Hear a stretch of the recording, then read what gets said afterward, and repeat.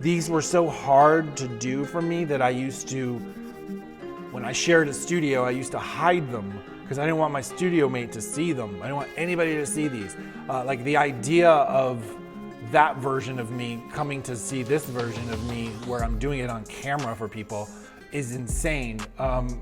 Because back then I used to think that it had to be a certain way. It just had to be perfect. It had to be like it's just born that way.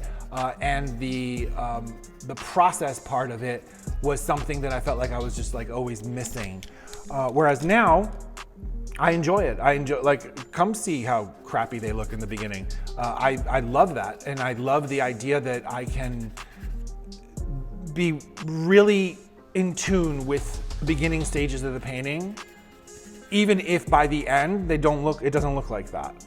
I can make this into whatever it evolves into and do it in a way that I feel really good about the process and not feel like I'm overwhelmed with technical concerns.